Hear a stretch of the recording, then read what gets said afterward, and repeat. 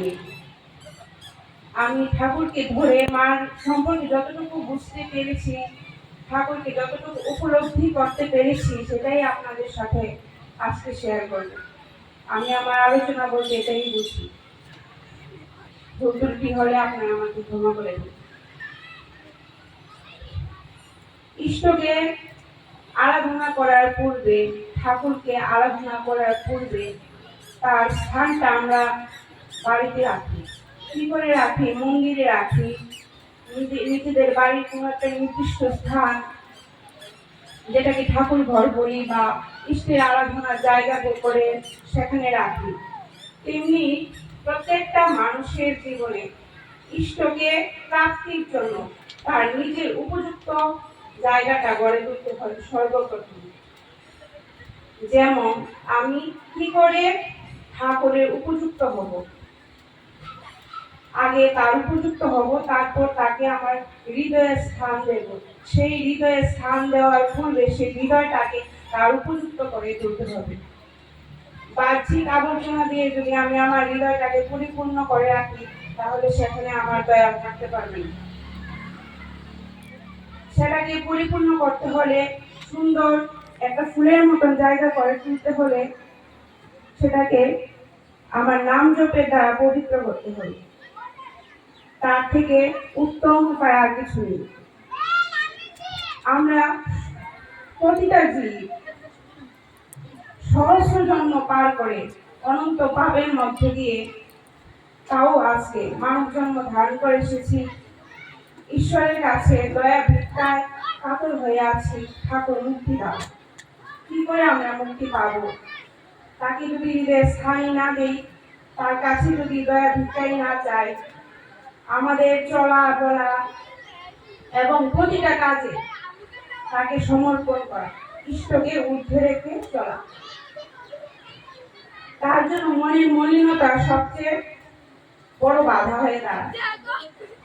সেই মলিনতাটাকে সবার আগে ত্যাগ করতে হবে নাম জপের দ্বারা। প্রতিটা নাম আমার মুখ দিয়ে উচ্চারিত এক একটা রাধা নাম আমার জীবন এক একটা পাপকে বিনাশ করবে, আমার মনকে পবিত্র করে তুলবে, তার স্থানকে গড়ে তুলতে পারবো আমি। যেদিন আমার মনে আমি তাকে স্থান দিতে পারবো, সেটা আমার কোনদিন কাউকে বলে বোঝাতে হবে না যে আমি তার নাম গ্রহণ করেছি, তার শরণাপন্ন আমি হয়েছি। সেটা আমার চলা বলা, আমার স্বভাব চরিত্রের মাধ্যম দিয়ে সকলে বুঝতে পারবে যে আমি তার চরণ আশ্রিত।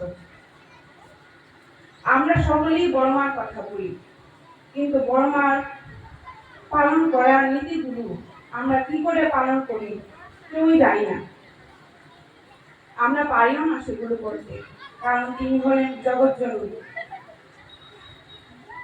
তিনি ঠাকুরকে তার অন্তরে স্থান দিয়েছিলেন, তার নামকে তার জীবনে একটা শ্রেষ্ঠ অঙ্গ হিসেবে ধারণ করেছিলেন। তিনি সাধারণ আর পাঁচটা আমাদের মাদের মতন সারাক্ষণ সাংসারিক কাজের মধ্যে দিয়ে নিজের দিন যাপন করতেন। আমরা ভাবি তার বই পড়ে বা তার আলোচনা প্রসঙ্গ শুনে যে তিনি আমাদের মতনই একজন সাংসারিক বা একজন সাধারণ মেয়ে ছিলেন, কিন্তু যদি তার বিস্তারিত আমরা দেখতে যাই, একটা সাধারণ মানুষের দ্বারা এগুলো সম্ভবই না। কারণ একজন সাধারণ মানুষ কোনোদিন গুরু হতে পারে না, আর গুরু কোনোদিন সাধারণ মানুষ হতে পারে না। তিনি স্বয়ং পরব্রহ্ম তত্ত্ব। তিনি সাধারণ মানুষের রূপ ধরে আমাদেরকে শিখিয়েছেন কি করে আমরা পরব্রহ্ম তত্ত্বকে আমাদের মধ্যে স্থান দেব নিয়ন্ত্রণ তার সমর্পণের মাধ্যমে। সমর্পণটা কি করে হবে? নাম জপের মাধ্যমে হবে।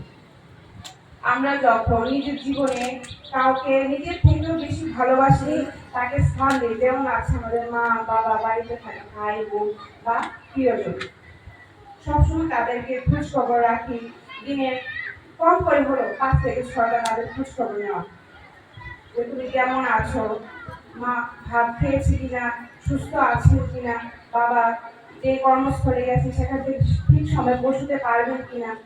ঠাকুরকে গিয়ে কতদিন আমরা জিজ্ঞেস করি, ঠাকুর তুমি ভালো আছো তো? আমরা ঠাকুরের কাছে যাই, গিয়ে শুধু সারাক্ষণ নিজেদের কথাগুলো বলি, ঠাকুর আমার এটা নেই, তুমি আমাকে এটা দাও, ঠাকুর আমার সেটা নেই, তুমি আমাকে সেটা দাও, ঠাকুরকে গিয়ে কোনোদিন আমরা বলি না ঠাকুর তোমাকে আমি অনেক ভালোবাসি। আমরা যখন বাজারে যাই, পছন্দের শর্ত রেখে বাজারের উৎকৃষ্ট জিনিসটা আমরা নিজের মার জন্য কিনি, বাবার জন্য কিনি, নিজের জন্য কিনি, কিন্তু কোনোদিন ঠাকুরের জন্য কিনি না। সবার আগে মনে সেটা আসে। তাহলে আমরা সেই স্থানটা কি করে দেবো ঠাকুরকে? ঠাকুর কি করে থাকতে পারবেন আমাদের মধ্যে? সবকিছু ঠিক করার পূর্বে আগে আমার নিজেকে ঠিক করতে হবে, কারণ আমাকে আগে তার চরণে পুষ্পাঞ্জলি মতো হতে হবে। কারণ আমি যদি চাই যে আমার জীবন চক্রের এই ধারাটাই যদি শেষ ধারা হয়, আমি অনন্ত জন্ম পার করে এসেছি তার জন্য একটা ভিআইপি লাইনের মতো। আমরা যখন কিছু প্যান্ডেলে যাই, দেখি যে হাজার হাজার মানুষগুলো দেখার জন্য লাইন ধরে দাঁড়িয়ে আছে, কিন্তু একটা ভিআইপি লাইন ধরে দিয়ে অনেক ব্যক্তিবর্গকে সুযোগ করে দেওয়া হয় মার প্রতিমা দেখার জন্য। আমাদের মানব জীবন তো সেই ভিআইপি লাইন। সহস্র সহস্র জীব প্রত্যাশায় আছে তার চরণ পাওয়ার জন্য। আমরা মানব জন্ম ধারণ করে তার চরণে এসেছি, পুষ্পাঞ্জলি দিচ্ছি। ভগবান চিন্তা ভাবনা করার জন্য একটা উত্তম মন মানসিকতা দিয়েছেন, কিন্তু আমরা সময় ব্যয় করছি কিসের? সাংসারিক কাজে। আমরা সময় ব্যয় করছি পরনিন্দা, পরচর্চায়, পরে ঘুষ ধরায়। ঠাকুর বলেছেন তুমি যখন তোমার মনটাকে এগুলোকে ধরিয়ে রাখবে তখন আমি কোথায় থাকবো? আমাকে স্থান দাও তোমার মনে একটু। আপনারা একটু লক্ষ্য করে দেখবেন, আর আজকে আমরা যে মায়েরা এসেছি এখানে সবাই একটু সাজুগুজু করে এসেছি।